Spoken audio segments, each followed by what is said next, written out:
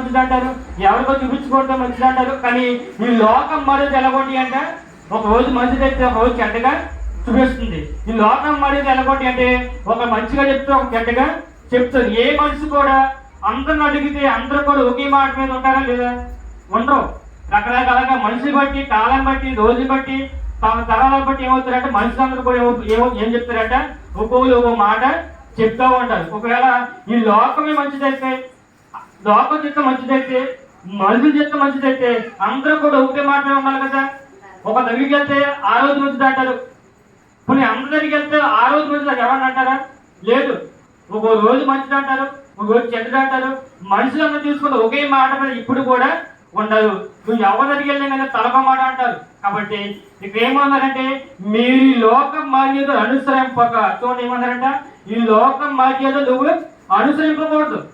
మరి దేవుని అనుసరించాలి, వాక్యానుసారం నువ్వు అనుసరించాలి, ప్రార్థన రూపంగా నువ్వు అనుసరించాలి. దేవుని చిత్తం లేదు అని మొట్టమొదటి మనం తెలుసుకోవాలి. కాబట్టి కుటుంబానికి క్షేమ కలగని నీ కుటుంబం ఏం కలుగుతుందంటే ఎన్నో ఇబ్బందులు కష్టాలు ఎదుర్కొంటావు. కాబట్టి ఉత్తమును అనుకూలమును సంపూర్ణమై ఉన్న దేవుని చిత్తం ఏదో చూడండి ఏమన్నారంట, ఉత్తమును అనుకూలమును. ఈ అనుకూలము నాకు బాగుందా లేదా? ఈ అనుకూలమైన సంబంధం బాగుందా లేదా? ఈ అనుకూలమైన గృహం నాకు బాగుందా లేదా? ఈ అనుకూలమైన నాకు ఉద్యోగం వస్తుందా లేదా? ఈ అనుకూలమైన వెళ్ళగలనా లేదా అని మన చిత్తం కాదు, కానీ దేవుని చిత్తం తెలుసుకుంటే అప్పుడు ఏమన్నారంట, సంపూర్ణమైన ఉన్న దేవుని చిత్తం ఏదో నువ్వు పరీక్షించి తెలుసుకోవాలంట. కాబట్టి అనుకూలమైన సమయం అంతా దేవుడు ఏం చేసుకోవాలంట, నీవు మారు మనసు పొందుకోవాలి. కాబట్టి ఇది అనుకూల సమయమే.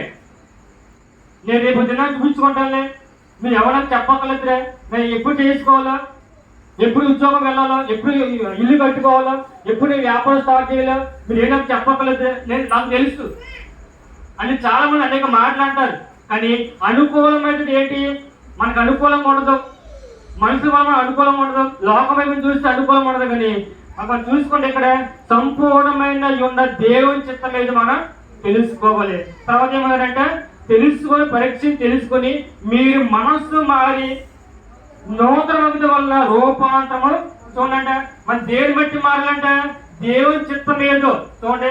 మారు మనసు పొందడానికి కానీ, నూతనంగా మారడానికి కానీ, మన హృదయం మారడానికి, మన తలంపు మారడానికి, మన మనస్సు మారడానికి ప్రతిదీ కూడా ఏం చేస్తామంటే ఇక్కడ దేవుని చిత్తం తెలుసుకోవాలంట.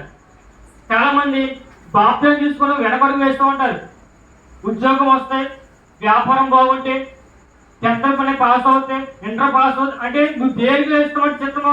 నువ్వు దేవునికి చిత్తం ఇస్తావా, లేకపోతే నీ అనుకూలం బట్టి, లేకపోతే నీ ఉద్యోగం బట్టి, నీ వ్యాపారం బట్టి, నీ చదువును బట్టి, నీ సంస్కారం బట్టి మన జ్ఞాపకం చేసుకుంటామేమో. అనుకూల సమయం అంటే మనసు అనుకూల సమయం కాదు, మనిషి స్థాయిగా అనుకూల సమయం కాదు, లోకస్థాయిగా అనుకూల సమయం కాదు. దేవునికి అనుకూలంగా ఉందా లేదా, దేవునికి ఇష్టంగా ఉందా లేదా, దేవునికి సంబంధం ఉందా లేదా అని జ్ఞాపకం చేసుకోవాలి. కాబట్టి మనం ఎప్పుడైతే మనం చూసుకుంటే ఈ మనస్సు మారి నూతనంగా చూసుకుంటావో నీ రూపాంతరం పండుకొని మొట్టమొదటి ఏం చేసుకోవాలంటే నీ మనస్సు మార్చుకోవాలంట. నీ మనస్సు మార్చుకుంటే చిత్తం అనేది నీ చిత్తం కాదు, మనుషుల చిత్తం కాదు, లోకస్థం చిత్తం కాదు, కానీ దేవుని చిత్తం నువ్వు తెలుసుకోవాలంటే మొట్టమొదటి ఏం చేసుకోవాలంటే నీ మనస్సు మార్చుకోవాలి. నీ మనస్సు మార్చుకోండి ప్రభా, నీ చిత్తం ప్రభా నేను ఎప్పుడు తీసుకోవాలి బాప్తిసం అంటే దేవుడు చిత్తం చేస్తారు. చాలా మంది ఏమవుతాయంటే నేను పెళ్ళి అవ్వాలంటే ఏం చేసుకోవాలంట, నువ్వు బాప్తిసం ఒక బాప్తిసం తీసుకోవాలి, పెళ్లి చేయాలంటవా? బాప్తిసం దేనికి? పెళ్లి కంటవా? చదువు పట్టేయంటవా? బాప్తిసం దేనికి? నీ హృదయం మారాలండి. మళ్ళీ పాపంలోకి వెళ్ళకుండా, మళ్ళీ లోకస్థకి ఆలోచన కలగకుండా, మళ్ళీ లోకస్థ మాటలు కలగకుండా ఉండడానికి దేవుడు బాప్తిసం అనేది ముంచడం అనేది దేవుడు మనకి పెట్టాడు. అంతేకాని నీకు వివాహం అవ్వాలంటే నువ్వు ఖచ్చితంగా బాప్తిసం తీసుకోవాలి అని బైబిల్ ఎక్కడ రాయలేదు. దేనికి బాప్తిసం?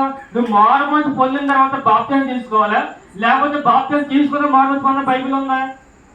నీ హృదయం మార్చుకోండి, నీ తలం మార్చుకొని నువ్వు చేసే ప్రతి విధమైన పాపలన్నీ కూడా పక్కన పెట్టి అప్పుడు అనుకోవాలి, ప్రభా నా మనస్సు మారింది ప్రభా, నేను ఒప్పుకున్నాను ప్రభా అని అనుకోని దేవుని చిత్తమే ప్రభా, నీ చిత్తం మీద ఇప్పుడు జరగాలో అప్పుడు జరిగించు ప్రభా అని దేవునికి అప్పగిస్తే అప్పుడు మనకి ఏం చేస్తాడంటే పరిశుద్ధాత్మ దేవుడు మనకి అనుకూల సమయం దేవుడు మనకి ఇస్తాడు.